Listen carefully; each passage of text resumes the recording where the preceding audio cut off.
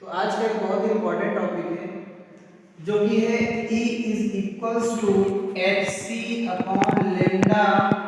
इस फॉर्मूले से रिलेटेड न्यूमेरिकल्स में हम कैसे टाइम को मैनेज कर सकते हैं, कम कैलकुलेशन में आंसर लाना। विच मीन्स कि जैसे h के प्लेस पे हम लोग क्या रखते हैं 6.6 into 10 की पावर माइनस 24 एंड c के प्लेस पे रखा जाता है 3 into 10 की पावर 8 where E क्या है, E is photons एनर्जी यानी फोटॉन की ऊर्जा एंड लैम्डा इज तरंग दैर्घ्य।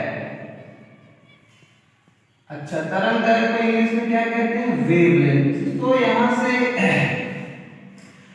फोटॉन की जो ऊर्जा होगी मोस्ट ऑफ द टाइम्स आप देखेंगे कि हमें ईवी में गिवन होगी और लैम्डा की जो वैल्यू होती है वो एंगस्ट्रॉम में गिवन होती है। तो सबसे पहले क्या है कि ईवी में जो वैल्यू गिवन होती है ई की, इसको 1.6 into 10 की पावर माइनस 19 इसमें जब चेंज करके सॉल्व करते हैं, फिर ऑब्वियस सी बात है कि ये दो वैल्यू और गिवन होती है, फिर ये और वैल्यू आ गई तो बहुत ज्यादा क्या टाइम हमारा चला जाता है तो सॉल्व करने में। तो उनसे कैसे हम उस टाइम को मैनेज करेंगे ये इस वीडियो में हम समझेंगे। तो आपके लिए बेस्ट फॉर्मूला है कि 12 3 7 5 अपॉन में लैम्डा, यानी जो भी लैम्डा की वैल्यू गिवन है एंगस्ट्रॉम में उस वैल्यू को यहाँ पे पुट कर देना है आपको और सीधे इससे डिवाइड कर दोगे। You will find the energy of photon in eV and if value of E is given, यानी E की वैल्यू अगर गिवन है and you have to find lambda, आपको तरंग दैर्घ्य निकालनी है।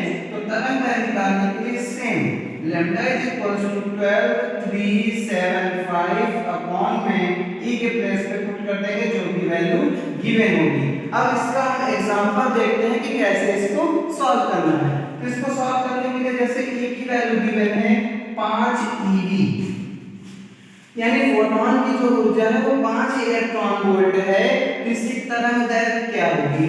इसकी तरंग दैर्घ्य फाइंड करने के लिए हमने क्या किया बताया कि लैम्डा निकालना है। तो 12 3 7 5 अपॉन में E की वैल्यू कितने की है 5, you will just divide it by 5, यानी 12 3 7 5 will be divided by 5 and you will find your final answer. तो 5 से इसको डिवाइड करेंगे तो 5 दूनी 10, 2 बचा 5 चौक को 20, 3 बचा 5 7 35, 5 बचा 25 इन एंगस्ट्रॉम। तो आपको लैम्डा की वैल्यू कितनी आ गई 2 4 7 5 यानी 2475 एंगस्ट्रॉम मिनिमम टाइम, यानी हमने बहुत ही कम समय में लैम्डा की वैल्यू फाइंड कर ली। सेम चीज अगर हमें क्या दिया होगा, मान लीजिए लैम्डा एक तरह उधर किसी भी वेवलेंथ गिवन है 2 4 7 5 और हमें एनर्जी यानी फोटॉन की ऊर्जा फाइंड करनी है।